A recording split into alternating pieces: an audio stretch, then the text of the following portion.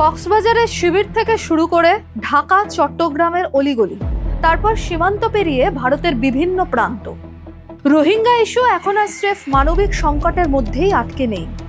এটি ধীরে ধীরে নিরাপত্তা, কূটনীতি, জনসংখ্যা ও ভূ রাজনীতির জটিল সমীকরণে পরিণত হয়েছে। ইউনূস বারবার বলেছেন রোহিঙ্গা সমস্যার স্থায়ী সমাধান মিয়ানমারে। জাতিসংঘে তিনি এই নিয়ে 7 দফা প্রস্তাবও দিয়েছেন, কিন্তু বাস্তব অন্য কথা বলছে। বাংলাদেশের রোহিঙ্গা সমস্যা তো কমছেই না, বরং নতুন করে অনুপ্রবেশের আশঙ্কা বাড়ছে, যা নিয়ে মাথা ব্যথা ভারতেরও। কমছে আন্তর্জাতিক সাহায্য, আর দীর্ঘমেয়াদী অনিশ্চয়তা থেকে জন্ম নিচ্ছে অপরাধ চক্র ও জঙ্গি নেটওয়ার্কের ঝুঁকি। বিস্তারিত জানতে নজর রাখুন এই প্রতিবেদনে।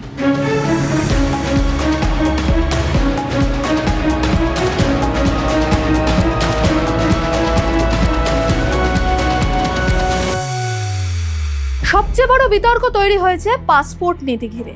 তথ্য বলছে ইউনূস সরকার পুলিশ ভেরিফিকেশন ছাড়াই পাসপোর্ট দেওয়ার সিদ্ধান্ত নেয়। কিন্তু কেন? উদ্দেশ্য ছিল একটাই, যাতে ভারতে আরো বেশি করে ঢুকতে পারে রোহিঙ্গারা।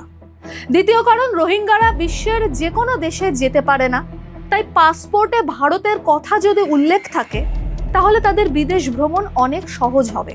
সমালোচকদের প্রশ্ন, এমন একটি দেশ যেখানে সীমান্তবর্তী এলাকার নথি জালিয়াতি একটি অত্যন্ত গুরুত্বপূর্ণ সমস্যা, সেখানে কড়া যাচাই ছাড়া পাসপোর্ট দেওয়া কি ভবিষ্যতের নিরাপত্তার ঝুঁকি বাড়াবে না? কারণ রোহিঙ্গাদের একটি অংশ ভুয়ো পরিচয়ে বাংলাদেশি নথি জোগাড় করেছে, এমন অভিযোগ আগে উঠেছে। যদি আন্তর্জাতিক বিমানবন্দর বা বিদেশি শ্রমবাজারে বাংলাদেশি পাসপোর্ট ব্যবহার করে ছড়িয়ে পড়ে রোহিঙ্গারা, তাহলে কূটনৈতিক চাপ পড়বে সমগ্র বাংলাদেশের ঘাড়েই।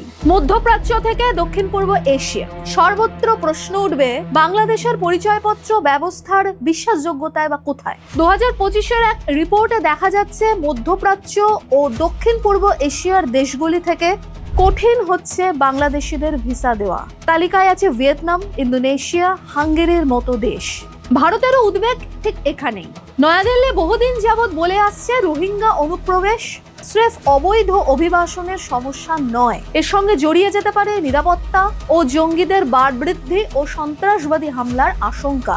সেই কারণেই ভারত অনুপ্রবেশকারীদের শনাক্ত করে ফেরত পাঠাতে চাইলে ঢাকা সরাসরি তার দায় নিতে চায় না। কারণ বাংলাদেশ সরকার এর আগে বারবার বলেছে রোহিঙ্গারা মিয়ানমারের নাগরিক, বাংলাদেশের নয়।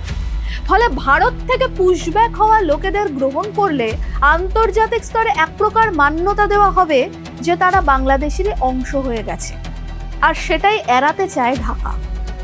ভারত বাংলাদেশ এই দু দেশের কূটনৈতিক স্তরে অনুপ্রবেশ নিয়ে কথা হয়েছে, তারপরও কাজ হয়নি। গায়ের জোরে কাঁটাতার পেরিয়ে ভারতে প্রবেশের পর যখন তাদের ফেরত পাঠানোর প্রসঙ্গ আসে, তখন ঢাকা তাদের নিতে চায়, উল্টে পুশব্যাক নিয়ে ঘুম উড়ে যায় বাংলাদেশে। তার কারণ, একদিকে আন্তর্জাতিক মহলের কাছে নিজেদের মানবিক রাষ্ট্রের ভাবমূর্তি বজায় রাখতে হবে, অন্যদিকে দেশের আভ্যন্তরে বেড়ে চলা ক্রমবর্ধমান মাদক পাচার, অস্ত্র পাচার, অপরাধ, জনসংখ্যা বৃদ্ধির সঙ্গে সামাজিক অস্থিরতার আশঙ্কাও সামলাতে হবে। আর ঠিক এই জায়গায় দাঁড়িয়েই দ্বৈত অবস্থান নেয় সরকার। প্রথমত, আন্তর্জাতিক মঞ্চে মানবিকতার সপক্ষে সওয়াল, এবং দ্বিতীয়ত সীমান্ত রাজনীতিতে কড়া অস্বীকৃতি। অর্থাৎ বাংলাদেশ সীমান্ত সম্পর্কিত কোনো দাবি, প্রস্তাব বা অভিযোগকে মানতে অস্বীকার করছে। এখন প্রশ্ন হলো, বাংলাদেশ থেকে অনুপ্রবেশকারীরা যখন ভারতে আসে, তাদের পুশব্যাক নিয়ে কেন মুখে কুলু পেটে থাকেন হাসনাত, সার্জিস সহ জুলাই আন্দোলনের শিশু নেতারা? কেন তারা এই নিয়ে একটা শব্দও খরচ করেন না? কোন স্বার্থসিদ্ধির কথা ভেবে তারা চুপ করে থাকেন? রোহিঙ্গা সংকট মোকাবিলায় জাতিসংঘ এবং শতাধিক অংশীদার মিলে 2 বছর মেয়াদী 2025-26 যৌথ সারাদান পরিকল্পনা অর্থাৎ জেআরপি শুরু করেছে। এমন একটা সময় এই পরিকল্পনা গ্রহণ করা হয়েছে যখন রোহিঙ্গাদের জন্য সহায়তার অর্থ ক্রমশ কমছে। জাতিসংঘের আহ্বানে বলা হয়েছে বাংলাদেশে আশ্রিত প্রায় 14,80,000 রোহিঙ্গা এবং তাদের আশ্রয়দাতা স্থানীয় জনগোষ্ঠীর জন্য জেআরপির প্রথম বছর $93.45 লাখ সহায়তা চাওয়া হয়েছে। যুক্তরাষ্ট্র, যুক্তরাজ্য ও ইউরোপীয় ইউনিয়ন থেকে সাধারণত রোহিঙ্গাদের ত্রাণ ও পুনর্বাসনে অর্থ এসে থাকে। প্রশ্ন উঠেছে, রোহিঙ্গা ইস্যুতে যে মুখে রা কাটে না হাসনাত সার্জিসরা, তার পেছনে কি এই বিপুল পরিমাণ অর্থের হাতছানি? পুলিশ ভেরিফিকেশন ছাড়াই রোহিঙ্গাদের পাসপোর্ট দেওয়ার মূল পান্ডা ছিলেন নোবেল স্যার ইউনূস। ফলে ঝাড়াই বাছাই না করেই বহু রোহিঙ্গা বিদেশে পাড়ি দিতে পেরেছে। আন্তর্জাতিক নিরাপত্তার প্রশ্নে যা মস্ত চ্যালেঞ্জ। বাংলা ট্রিবিউন জানিয়েছে, UNHCR এর তথ্য বলছে গত 16 মাসে বাংলাদেশে নতুন করে রোহিঙ্গা এসেছে প্রায় 1.5 লাখ। সম্প্রতি খবরের কাগজের এক প্রতিবেদনে প্রকাশ পেয়েছে, সৌদি আরবে কর্মরত 69,000 রোহিঙ্গাকে পাসপোর্ট দিতে সম্মত হয়েছে বাংলাদেশ। সৌদি সরকারের চাপের মুখে বাংলাদেশ ওইসব রোহিঙ্গাকে পাসপোর্ট দিতে সম্মত হয়েছে বলে জানিয়েছিল পররাষ্ট্র মন্ত্রণালয়ের একটি সূত্র।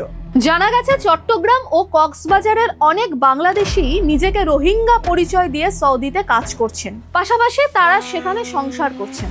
রোহিঙ্গাদের সন্তানদের প্রতি মাসে 200 রিয়াল ফি সৌদি সরকারকে দিতে হয় না। আর এই সুযোগকে কাজে লাগিয়ে অনেক বাংলাদেশি নিজেকে রোহিঙ্গা পরিচয় দিয়ে সৌদি আরবে অবস্থান করছে।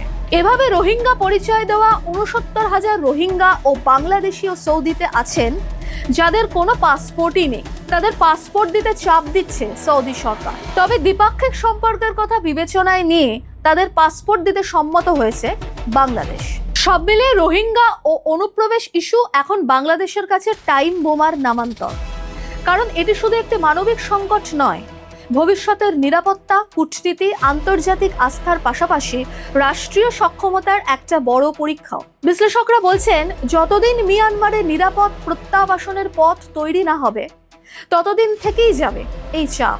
বরং সীমান্ত রাজনীতি, পাসপোর্ট বিতর্ক ও এটিকে ঘিরে আন্তর্জাতিক সমস্যা পরিস্থিতিকে আরো জটিল করে তুলতে পারে। তাই রোহিঙ্গা অনুপ্রবেশ নিয়ে রাজনৈতিক স্বার্থসিদ্ধি ও ফায়দা লোটার রাজনীতি থেকে সরে বাস্তব সমস্যার প্রেক্ষিতে সমাধানের পথ খুঁজতে হবে।